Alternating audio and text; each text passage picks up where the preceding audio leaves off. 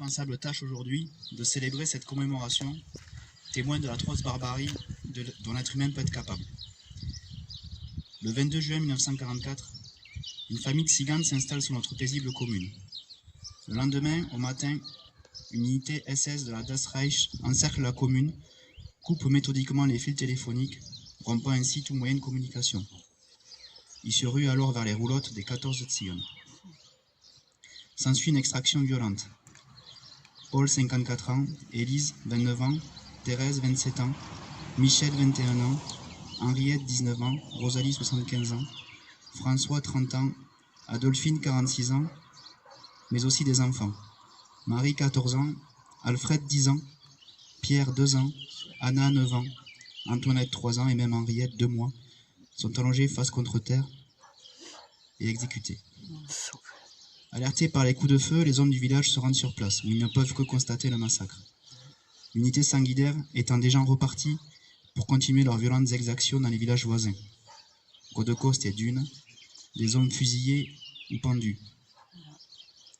Mobilisés, les habitants fabriquent des cercueils et creusent une fosse pour inhumer dignement Paul, Thérèse et les autres. Tués parce qu'ils étaient tziganes. Une communauté décimée. Les historiens estiment que près de la moitié de la population tzigane vivant en Europe avant la guerre aurait été tuée, entre 250 000 et 500 000 personnes. Encore aujourd'hui, nous nous interrogeons comment cela a pu être possible. Comment un homme a-t-il pu laisser libre cours à sa folie furieuse, celle de vouloir exterminer ceux qui lui sont différents, l'indifférence à son paroxysme. Lorsque j'ai lu les archives expliquant ce massacre, j'ai eu mal au ventre. Je suis d'une génération qui n'a connu aucune crise majeure, aucun massacre de cette ampleur. Ici, mais plus loin, moins concerné. Confirmant ainsi la théorie du mort kilométrique, selon laquelle plus les événements nous sont éloignés, moins nous y sommes sensibles. Alors, la folie est toujours bien présente dans des groupes extrémistes. Mais leurs méfaits ne conduisent pas à l'extermination de plusieurs millions de personnes. Ils n'en sont toutefois pas moins abominables. Aujourd'hui, nous nous devons simplement de nous rappeler, grâce notamment au mémorial devant lequel nous nous tenons et qui a été inauguré le 23 juin 2016. Il est l'œuvre, vous le savez, de l'artiste Serge Carvalho et à l'initiative de l'Union française des associations de tziganes. À travers cette œuvre, il a voulu démontrer la dignité et la fierté dont ont fait preuve ces personnes jusqu'à la dernière seconde de leur vie. Ce mémorial volontairement fabriqué en acier inoxydable nous permet de ne pas oublier, et surtout d'expliquer aux plus jeunes les heures les plus sombres de l'histoire. Lorsque nous nous promenons dans le village depuis toujours, ma fille, Paloma, âgée de 8 ans, aujourd'hui nous demande ce que représente cette sculpture. Alors tous les ans nous lui expliquons et nous illustrons davantage nos propos en suivant son rythme. Dernièrement, nos explications purent être moins symboliques et plus concrètes. Il y a presque 80 ans, des hommes ont tué d'autres hommes, simplement parce qu'ils étaient différents d'eux. Pourquoi ? Par haine. La haine peut conduire l'homme à commettre des choses effroyables.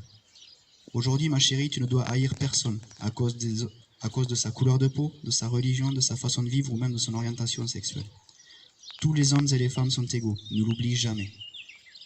Le contexte sanitaire, malheureusement, ne nous a pas permis cette année d'inviter les élèves de l'école de Saint-Sixte. Mais leur enseignante m'a fait savoir que dès l'année prochaine, elle souhaiterait associer l'école à la commémoration. Aujourd'hui, nous ne sommes pas en guerre, en tout cas pas la même. Nous ne devons pas monter au front et défendre nos lignes. Aujourd'hui, nous n'avons qu'un seul devoir, celui de la mémoire, pour ne jamais oublier et pour rendre hommage à toutes ces victimes. La commémoration de cet événement tragique du 23 juillet 1944 répond à ce devoir de mémoire. À nous de le transmettre pour ne jamais oublier.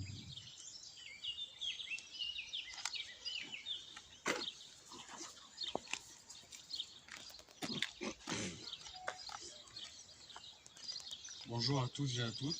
Je me présente, je suis l'un des petits-fils des survivants de ce drame. Voilà, alors c'est la première fois pour nous qu'on a l'honneur d'assister à ce mémorial et je vais faire la lecture des victimes. Voici le site des personnes qui reposent dans le cimetière de Saint-Sixte. Paul Vez,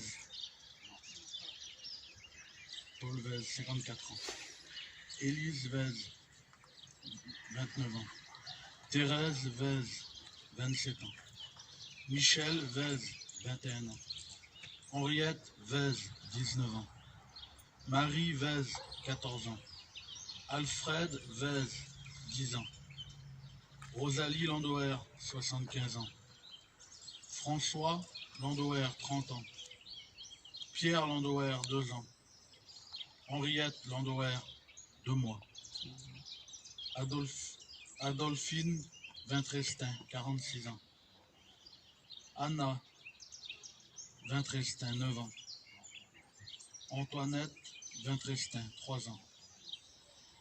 Ce massacre a été perpétré le 23 juin 1944 au petit matin par la division du Reich, faisant sur son passage une œuvre mortelle.